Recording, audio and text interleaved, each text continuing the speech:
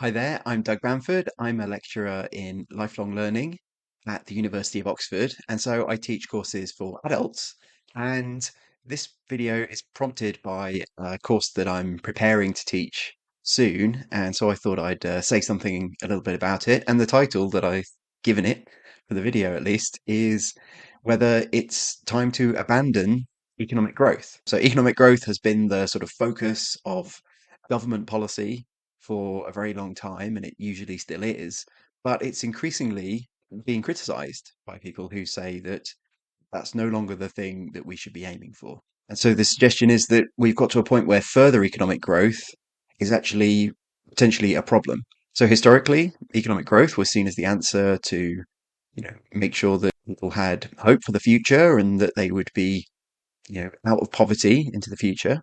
And then also, with a bigger economy, the government can take more resources in things like tax, and then it can provide higher level of government services. That was the hope anyway. However, economic growth, as it's happened, has actually disappointed some people.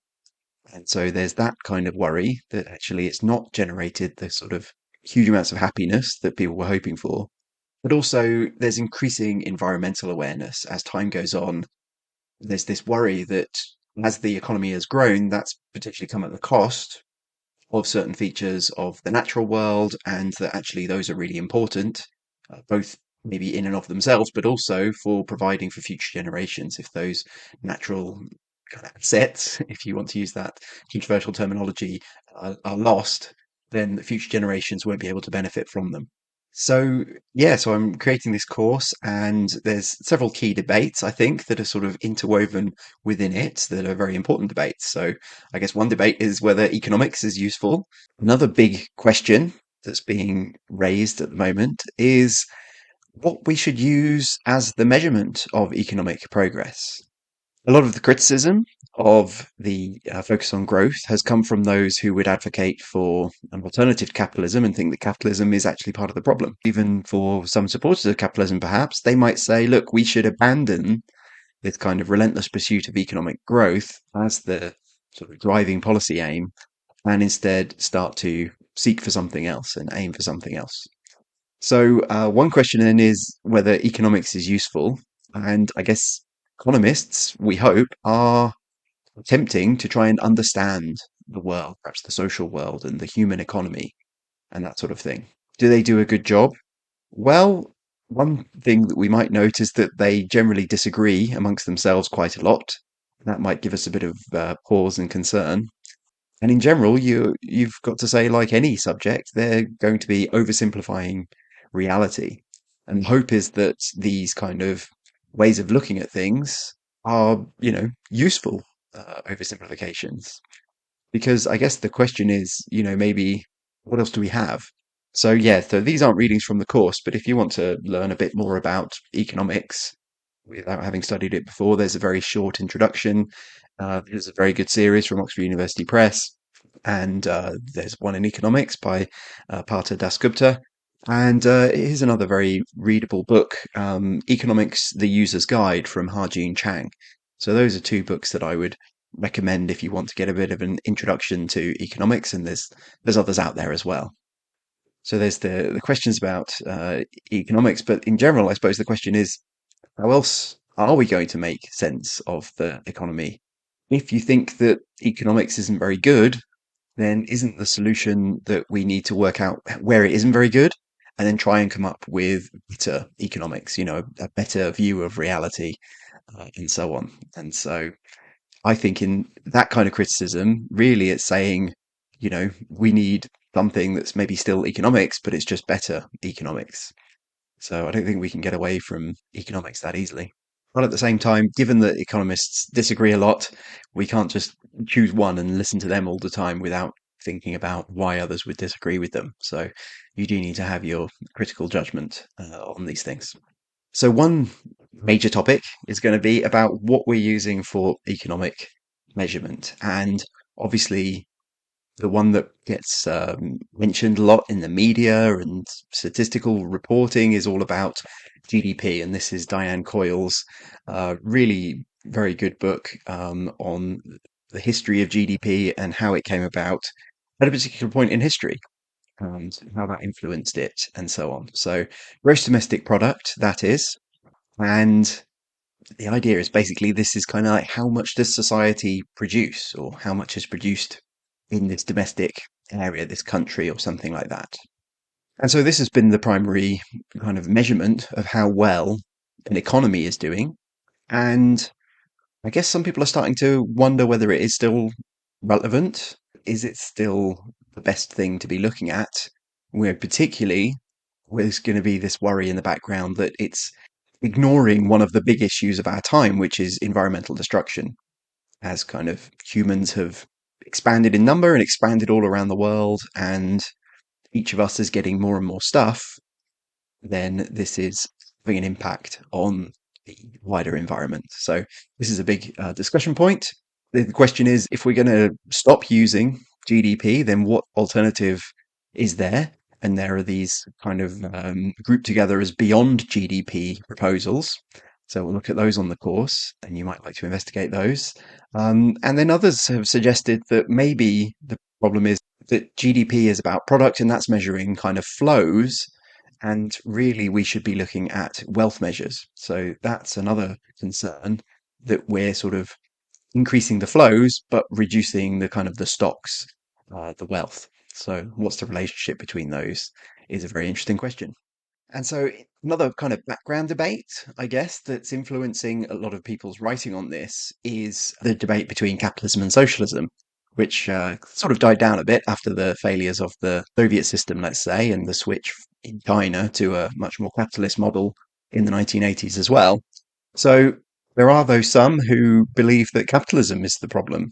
And so, for them, they might emphasize the way that capitalism is driving the destruction of the environmental systems, and their kind of way of looking at capitalism will probably be that it's a system that's just focused entirely on creating profit for the capitalists. And it doesn't matter what the impact is on, say, workers or the environment or anything like that. Whereas defenders of capitalism are going to say, capitalism is a dynamic system and it's much more efficient than any other system we found. And there are other ways of organizing an economy, but it drives kind of efficiency and so on to meet what consumers kind of want. And maybe some people would say need, others people would say want. But this is a debate going on in the background. Not all socialists want to abandon growth. Some are big fans of growth as well. And maybe some capitalists also might be concerned about pursuing economic growth. So it doesn't completely split on a capitalist socialist line, but there is still a big difference in terms of the way of looking at things, depending which side of that debate you're on. So then the question is, well, if you think capitalism is the problem, then maybe you automatically think that socialism is the solution. But some people might be skeptical about both. They might be worried that socialism isn't actually any better than capitalism. So yeah, big debates there that influence those debates about having an environmentally sustainable economy. And I mention this because some of the degrowth advocates, they do kind of explicitly argue in their conclusions for socialism. So one of the books I'd recommend if you want to read to prepare for the course, quite an accessible one, quite well-known one from Jason Hickel, is Less is More: How Degrowth Will Save the World. So he focuses on capitalism as being the source of problems, and therefore argues for an eco-socialist alternative. And some people like Hans Bauer, his book from him, advocating for eco-socialism. So there's plenty of advocacy along those lines. There's lots of other books about degrowth as well. So here's one, The Case for Degrowth, from Callis, Paulson, De Alisa, and De Maria. Yes, there are others who are a bit more of the sort of traditional Marxist line, who think that Marx would actually advocate for degrowth. There are books by people like Kohei Saito, who's a Japanese Marxist thinker who advocates for degrowth, and he has a book called Slow Down. And so there is a bit of an overlap there between sort of critics of capitalism and critics of growth. But as I say, it doesn't entirely break down those lines. And then there are those on the other side who kind of argue that capitalism can respond to these issues. And so journalist Akshat Ratti. He has a book on climate capitalism, where he looks at examples of this. And another book that I'd recommend if you want to do some reading before taking the course would be this book by Daniel Suskind, Growth: A Reckoning. And so he does advocate for growth and capitalism, but does think that we need to make capitalism more sustainable. And I think that fits fairly well with another very useful book to accompany the course. And this one is great as well because you can find it open access online on the publisher's website. So you don't have to buy this one, but it is available to buy. And this is Dieter Helm's Legacy. So yeah, that's a very handy book for the course, and you can read that for free online. So that's great. So those are some of the main books for the course. The course will provide you with some readings as you go through, so you don't have to buy any, and I'll talk more about that in a second. But yeah, so one of the background debates going on within this topic is whether economic growth is the wrong policy aim and whether we should be aiming for something else entirely. Whether we should aim for something else as well as economic growth, which is probably what a lot of governments do, really, isn't it? But sometimes there might be a conflict, and pursuing one thing might come at the cost of economic growth. And some people would say, well, we should pay a price in growth. And even sort of Suskind and maybe Helm to a degree would agree on that, because we need to take a longer perspective and a more, full perspective.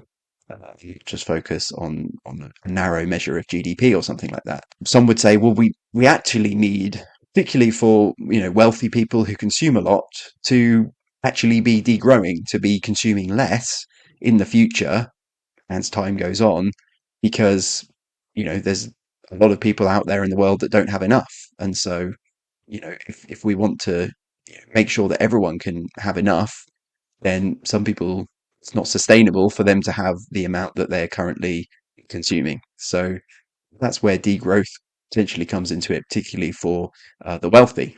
And as I say, some people will say, well, yeah, we can have growth, but only if it's sustainable. So yeah, so I've hinted at these debates about sort of alternatives to GDP, and so I'll mention a few at this point. So people like Tim Jackson is a British economist who has several books out. One of them is this one, Prosperity Without Growth. So he thinks that we can have good lives without that increase in sort of economic activity. Maybe if we redirect certain resources and so on, then that's possible. And another quite prominent idea that we'll discuss on the course is that of donut economics. And so Kate Rayworth is the author of that. And so that's something else we can discuss, whether that provides a more appropriate framing than alternatives, or maybe a useful wrapper or something like that. Should we stay within well, they don't sound so healthy, but the healthy donuts, which is where it slightly breaks down a bit. But yeah, that's the idea here. Whereas our societies aren't managing to fit within our ideal donut where we want to be. So yeah, something to think about and to learn about. And yeah, so I've mentioned as well, GDP is a flow. Is that something we always want to increase and increase forever? Do we want to focus instead on increasing wealth?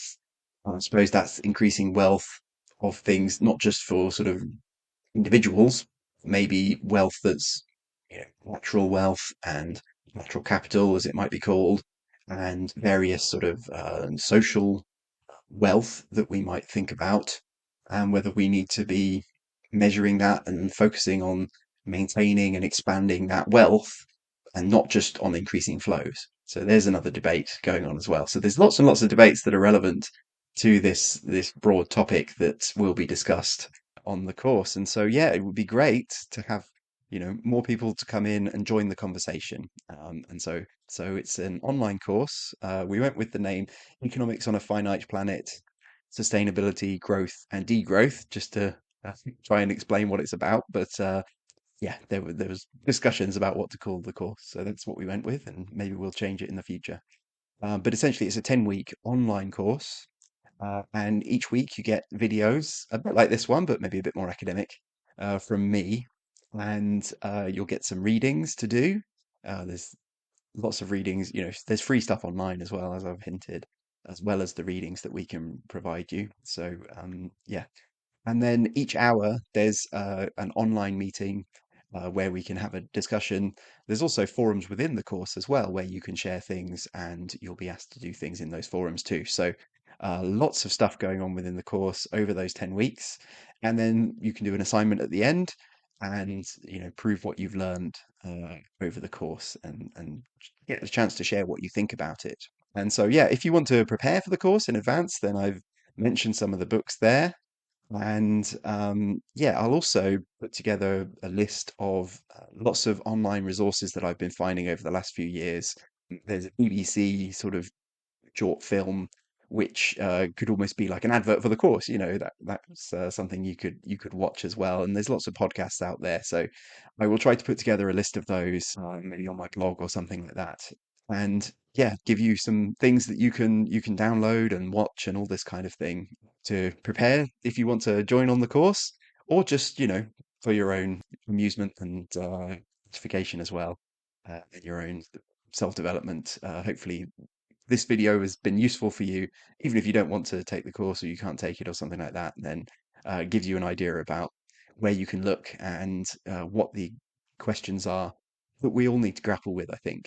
Yeah, if you can join on the course, that would be great. If not, then do share any thoughts you have on the comments of this video, or get involved with these discussions with your local community and people because these are really important topics that we need to think about for our societies, and we need to make the right decisions, don't we, for the future. And so yeah, big topics, and it'd be lovely if you could join us to find out and learn more.